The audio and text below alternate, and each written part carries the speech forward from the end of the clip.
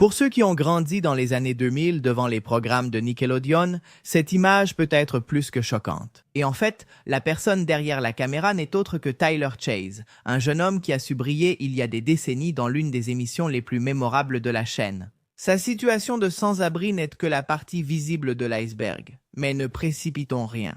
Tyler fait encore la une aujourd'hui pour avoir détruit la chambre qu'on lui avait trouvée pour le réveillon du Nouvel An. Cela met aussi en lumière des questions aussi délicates qu'urgentes.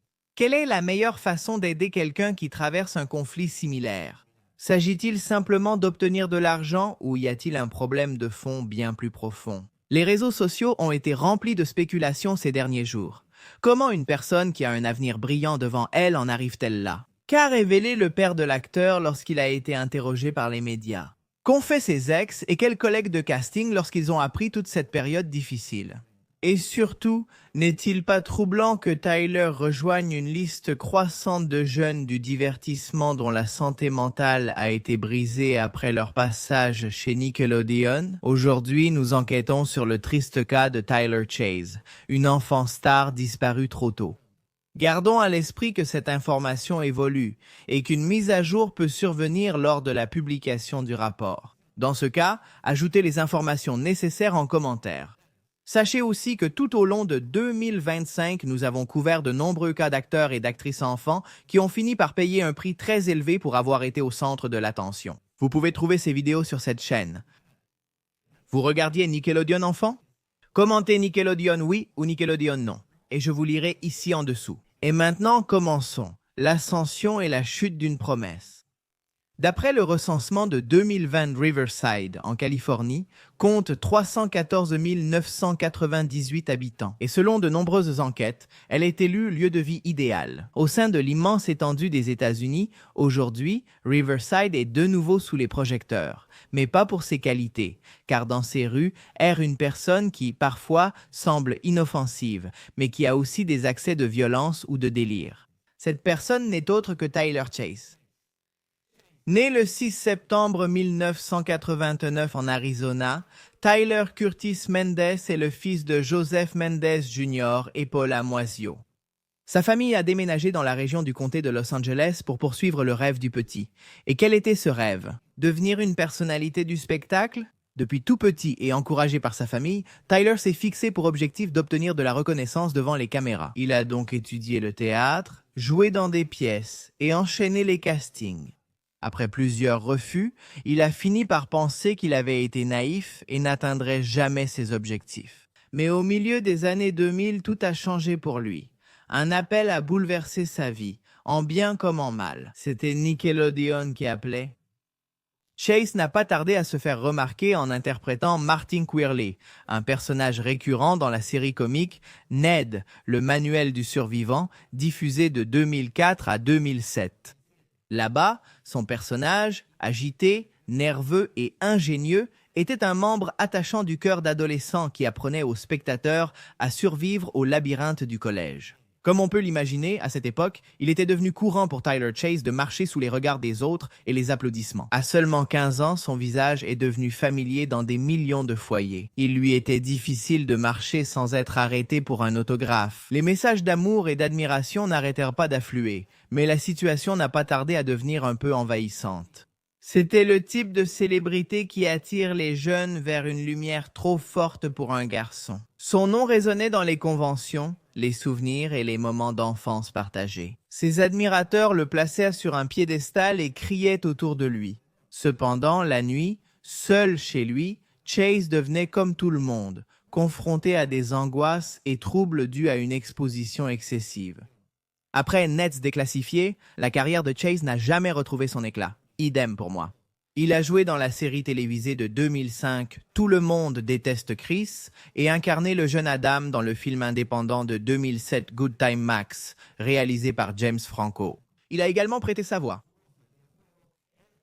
L'histoire est très intéressante Taylor. L'histoire de Taylor est vraiment intéressante. Chase, une histoire très intéressante. L'histoire de Chase, l'histoire de Tyler. Intéressante, très intéressante Tyler. L'histoire de Tyler est vraiment intéressante. L'histoire de Tyler Chase est très intéressante. L'histoire de Chase est vraiment très intéressante. Rien de tout cela n'a pu empêcher que l'intérêt pour lui ne s'éteigne. Déprimé, Chase s'est installé en Géorgie chez son père et a tenté un temps de se réinventer. Il a publié des vidéos de poésie sur YouTube, il a parlé d'art, d'introspection et de la vie. Mais quelque chose se tramait en lui à cause de diverses dépendances et de différentes situations qui l'ont poussé à l'effondrement. Tyler avait vu des médecins qui lui donnèrent rapidement des diagnostics précis que le jeune homme laissait subtilement entrevoir. Un de ses poèmes de 2014 intitulé Bipolaire et plus tard les vidéos Bipolaire Vlog abordèrent ses expériences avec certains troubles, sans jamais mettre de côté l'humour. Tyler semblait clairement déterminé à surmonter ses difficultés, mais en 2021, il a disparu des réseaux sociaux pour ne jamais y revenir. Personne n'aurait imaginé que des années plus tard, il réapparaîtrait totalement changé, et c'est ainsi que notre histoire reprend. Au début, la véritable descente a commencé loin des plateaux et du bruit du public. Selon sa famille, Tyler a lutté pendant plus d'une décennie contre de graves problèmes de santé mentale, y compris la schizophrénie. Cela, combiné à des refus constants de traitement, a laissé son esprit vulnérable au chaos. Son père a raconté qu'ils ont tout essayé: réhabilitation, soutien professionnel, médication. Même Tyler avait temporairement progressé lors d'un programme de rétablissement en Géorgie en 2021, mais les mêmes soutiens qui l'avaient aidé ont fini par s'effondrer lorsqu'il a décidé d'arrêter la médication et de reprendre la consommation. C'est en septembre 2025 qu'une vidéo sur TikTok l'a remis sous les projecteurs. Mais pas pour une performance mémorable, mais pour une scène déchirante. Tyler Chase, méconnaissable, errait dans les rues de Riverside, portait des vêtements usés, le visage sale et tenait son pantalon avec les mains. L'acteur, qui autrefois donnait des leçons de survie, semblait maintenant lutter pour survivre dans la vie réelle. Cette vidéo a choqué d'anciens fans, qui se sont partagés entre tristesse, nostalgie et une profonde inquiétude. La viralisation spontanée a également ouvert la porte à la compassion et à l'exploitation de son image. L'histoire a pris un tournant encore plus douloureux lorsque d'anciens collègues de plateau ont essayé de lui tendre la main. L'acteur ayant joué Cookie dans Ned Declassified est venu de Los Angeles pour rencontrer Chase en personne, marcher avec lui, partager une pizza et lui offrir un refuge temporaire dans un hôtel, pendant que des tempêtes hivernales faisaient rage. Cette même semaine, Lee a même organisé un appel vidéo avec le père de Tyler pour essayer de les mettre en contact et de le convaincre d'accepter plus d'aide. Lee a évoqué publiquement sa foi en son ami et ils se sont embrassés dans une vidéo émouvante. Mais l'aide n'a pas duré. Selon les rapports, en quelques heures, Tyler a saccagé la chambre du motel, renversé le réfrigérateur, mis un micro-ondes dans la baignoire et a de nouveau disparu dans les rues. Un autre ancien collègue de l'industrie, Sean Weiss, qui connaît de première main les pièges de la dépendance et de la guérison, s'est également exprimé publiquement. Il a suggéré un centre de désintoxication structuré, concret, avec soutien professionnel, où Chase pourrait être admis. Si Tyler décide d'accepter cette voie, jusqu'à présent, la résistance de Chase à recevoir une aide professionnelle persiste, compliquant toute tentative réelle de l'aider à sortir du cycle dans lequel il est piégé. À ce stade, il est nécessaire de souligner que la chute de Tyler Chase n'est pas seulement l'histoire d'un ancien enfant acteur devenu sans-abri. D'une part, c'est le rappel que derrière chaque visage célèbre, il y a un être humain dont l'histoire ne s'arrête pas à l'écran. C'est surtout le reflet d'une industrie qui, depuis des années, transforme les rêves d'autrefois en cauchemars. Pourquoi toujours la même chose? Il y a un schéma qui se répète de façon gênante chaque fois qu'une ancienne star de Nickelodeon refait la une des journaux à cause d'une chute spectaculaire. Quand on commence à relier les points, cela cesse de ressembler à une série de tragédies isolées et devient quelque chose de plus inquiétant. Un système qui, dans les années 90 et 2000, brillait à l'extérieur, mais craquait de l'intérieur.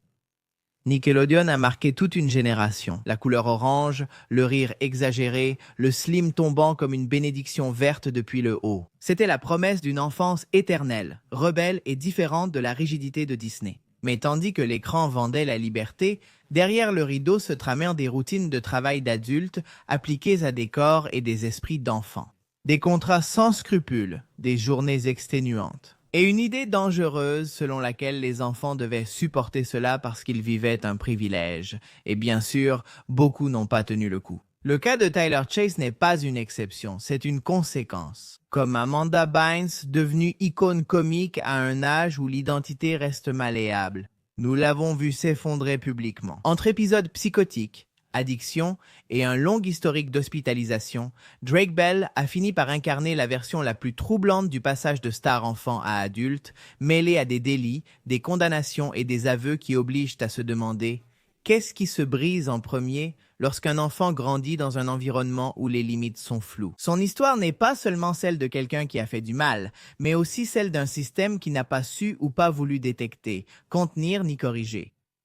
Il y a aussi Janet McCurdy, sans doute la voix la plus claire et courageuse. Son livre n'a pas été une catharsis, c'était une autopsie, une faim provoquée, un contrôle du corps, une pression psychologique et des silences achetés. Sa famille et des hommes d'affaires ont influencé son destin au point de lui faire perdre foi en l'humanité.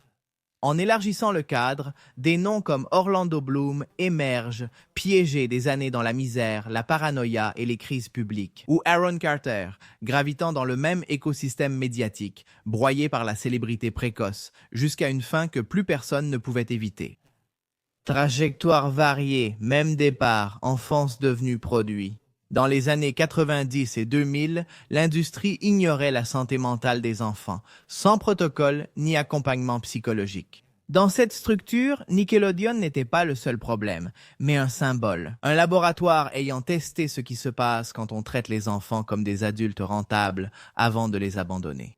Sans filet, sans outils et sans identité, en dehors du personnage qu'ils incarnaient pendant des années. Lorsque les rires enregistrés cessaient, il ne restait que le silence. Pour quelqu'un qui a grandi en étant constamment observé, c'est assourdissant.